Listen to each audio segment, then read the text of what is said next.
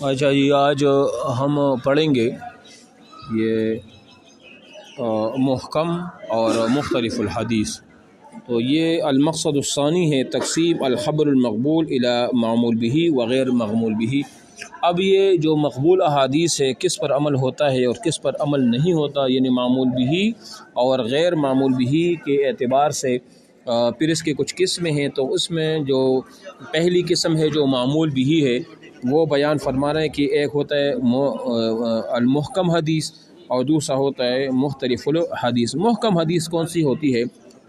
دیکھو، محکم حدیث یہ وہ حدیث ہوتی ہے کہ جس کے مقابل میں کوئی دوسرا حدیث وہ نہ ہو. مثال کے طور پر اس حدیث پر ہر حال میں اس حدیث پر عمل بھی ہو رہا ہو، نہ تو وہ منسوخ ہو نہ وہ مختلف الحدیث ہو، بلکہ عام معاشرے میں اس حدیث پر جب عمل ہوتا ہو تو اس کو محکم حدیث وہ کہا جاتا ہے. جیسے مثال کے طور پر جس میں کوئی احتمال بھی نہ ہو، کسی رائے کا بھی دخل نہ ہو، بلکہ جس طرح کے 2 + 2 = 4 یہ برابر ہوتا ہے، اس میں کوئی شک نہیں ہے. تو اسی لیے اسی طرح محکم حدیث بھی مثال کے طور پر قرآن کریم کے اندر ہے ان اللہ علی کل شیء قدیر، اللہ تعالیٰ ہر چیز پر قادر ہے. اب اس میں کوئی شک و شبہ نہیں ہے، تو یہ ایک محکم آیات ہے. تو اس طرح محکم احادیث بھی مثال کے طور پر میں کہتا ہوں کہ آپ علیہ الصلوۃ والسلام فرماتے ہیں کہ من کذب علی متعمدا فلیتبوأ مقعدہ من النار، جو مجھ پر جان بوجھ کر جو مجھ پر جھوٹ باندھ تو اپنا ٹھکانہ جہنم. اب یہ ایک ایسی حدیث ہے کہ اس کے مقابلے میں کوئی دوسرا حدیث پہ نہیں ہے، اس کا کوئی تضاد بھی نہیں ہے کسی حدیث سے. تو اس حدیث پر لا محالہ یعنی اس پر لازمی جو ہے نا، اس ایسی حدیث پر کیا ہوتی ہے وہ اس پر عمل وہ ہوتا ہے.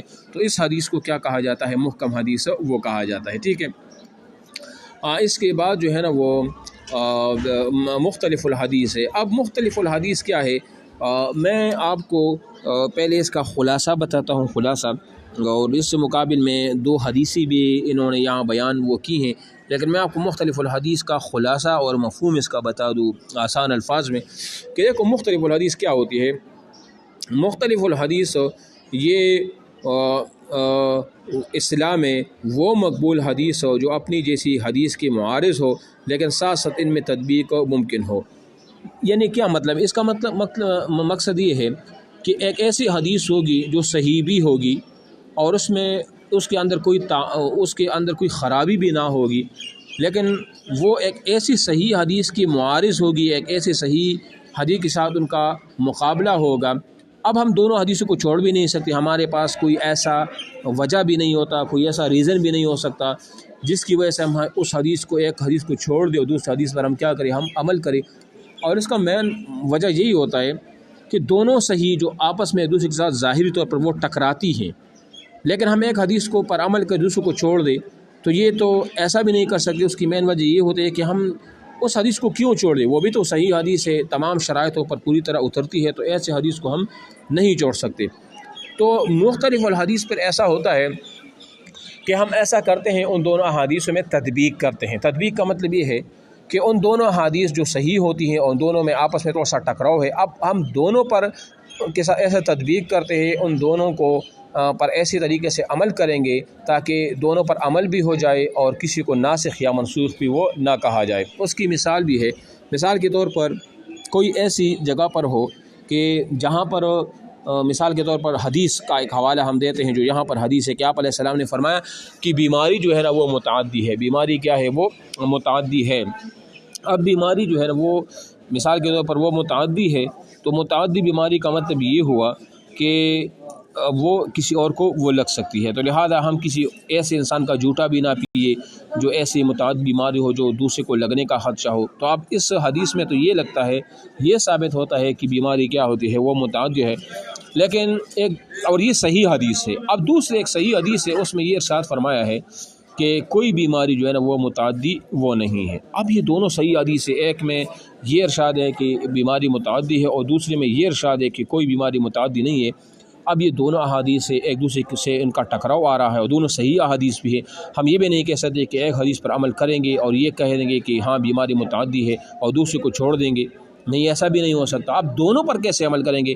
تو علماء نے ان کی تطبیق کا بہترین طریقہ وہ بتایا ہے، وہ یہ ہے کہ دیکھو جس حدیث میں آپ علیہ الصلوۃ والسلام نے ایک بیماری کو متعدی کہا ہے، اور جس حدیث میں آپ علیہ السلام نے ایک بیماری کو متعدی نہیں کہا ہے، تو اس دونوں پر ہم ایسے عمل کریں گے اور ان دونوں کی درمیان تطبیق اس طرح ہوگی کہ جہاں تک آپ علیہ السلام نے بیماری کو متعدی کہا ہے تو یہ ہمارے دماغ اور ہماری سوچ کے مطابق انہوں نے آپ علیہ السلام نے فرمایا ہے کہ اکثر ایسا ہوتا ہے، آپ لوگوں نے دیکھا ہوگا کہ جب وہ کسی زکام والے کے ساتھ بیٹھ جاتا ہے تو وہ ان کو یوں لگتا ہے کہ مجھے جو زکام لگا ہے وہ اس وجہ سے لگا ہے کہ میں ان کے ساتھ بیٹھا ہوں، یا میں نے اس کا پانی جو ہے نا وہ پیا ہے، جھوٹا پانی میں نے پیا ہے، اس وجہ سے مجھے یہ بیماری وہ لگی ہے۔ تو آپ علیہ السلام نے اگر بیماری کے متعدی کہا ہے تو وہ اس وجہ سے تاکہ لوگوں کے دل و دماغ میں یہ نہ آئے، لوگوں کے ذہنوں میں یہ نہ آئے کہ کیا ہے کہ یہ بیماری جو ہے نا مجھے اس وجہ سے لگی ہے، تاکہ چونکہ ان کو زکام تھا تو مجھے بھی لگا ہے۔ تو آپ علیہ السلام نے کہا کہ بیماری صرف تاکہ کسی کا عقیدہ یہ نہ بن جائے، کسی کا یہ نظریہ نہ بن جائے، تبھی تک آپ علیہ السلام دوسرے حدیث میں فرمایا کہ بیماری متعدی وہ نہیں ہوتی۔ اور اس کی ایک مثال یہ بھی ہے کہ ایک دفعہ آپ علیہ السلام کہیں جا رہے تھے تو ایک اونٹ والا تھا، انہوں نے ایک اونٹ کو الگ باندھا تھا اور باقی اونٹوں کو الگ باندھا تھا، تو آپ علیہ السلام نے اسے ارشاد فرمایا کہ اس اونٹ کو الگ کیوں باندھا گیا ہے؟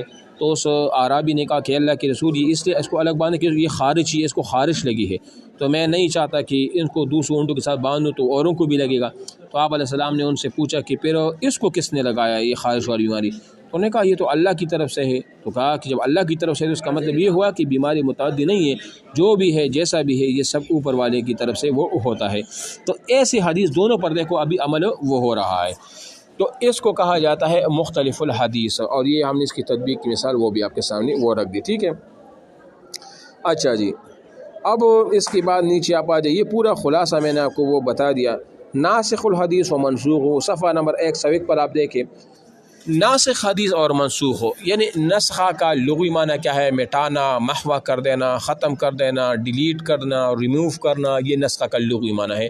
اور نسخہ جو ہے نا وہ کسے کہا جاتا ہے اصطلاحی شرعی معنی میں؟ تو نسخہ کا اصطلاحی شرعی معنی یہ ہے کہ رفع حکم شرعی بدلیل شرعی متراخ عنہ، کہ ایک حکم شرعی کو دوسری حکم شرعی کے ذریعے ختم کرنا حکم شرعی، وہ نسخہ وہ کہلاتا ہے۔ اب دیکھو، جو حکم کسی اور حکم کو منسوخ کرے تو کرنے والا کیا ہوتا ہے؟ وہ ناسخ ہے، اور جس حکم کو ختم کیا جائے وہ منسوخ کہلاتا ہے۔ فار ایگزامپل اس کی مثال یہ ہے، جیسے کہ میں آپ کو کہہ دوں کہ پہلے آپ علیہ السلام نے فرمایا تھا کہ عورتیں جو ہے نا وہ قبرستان نہ جائے، یعنی آپ علیہ السلام نے پہلے حدیث میں عورتوں کو قبرستان جانے سے وہ منع کیا۔ اب یہ حدیث ناسخ ہے، لیکن یہ پہلے والے حدیث کو ناسخ کہا جاتا ہے، لیکن اس کے بعد آپ علیہ السلام نے فرمایا کہ قبروں کی زیارت وہ کیا کرو اس لیے کہ اس سے موت کی یاد وہ آ جاتی۔ اب یہ دوسری جو حدیث ہے یہ کیا ہے؟ یہ ناسخ ہوا، پہلی والی حدیث کیا ہو؟ وہ منسوخ ہوا، یعنی پہلے والے حدیث کو منسوخ کیا گیا، ختم کیا گیا دوسرے والے کی وجہ سے۔ یا مثال کے طور پر پہلے آپ علیہ السلام جو تھے نا وہ رفع الیدین کیا کرتے، نماز میں ہاتھ اٹھانا رفع الیدین کرنا، لیکن بعد میں وہ حکم منسوخ ہوا۔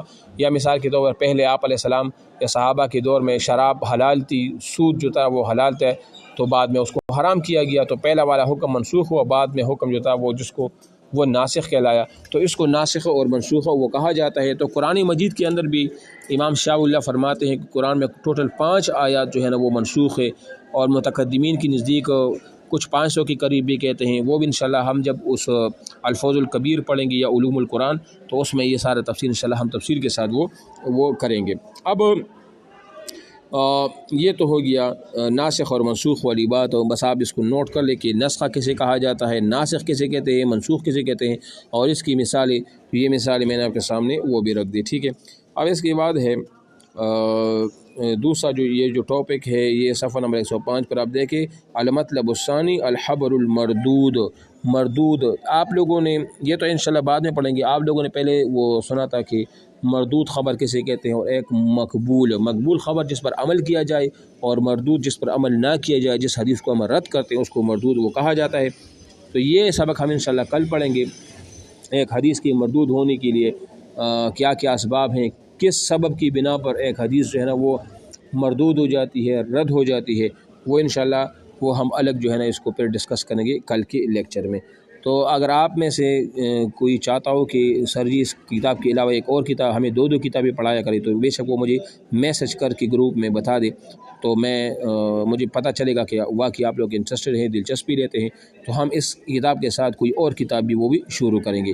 تو انشاءاللہ یہ جب BA سلیبس ختم ہوگا تو اس کے ساتھ ہم اس کو اثر نو دوبارہ وہ شروع کر لیں گے۔ تو جو کتابی مثال کے طور پر اس میں اصول حدیث ہے، اصول فقہ ہے، تقابل ادیان ہے، اور اس طرح علوم القرآن ہے، الفوز الکبیر ہے، تاریخ ہے، سیرت ہے، یہ سارے ہم نے پڑھنی ہے۔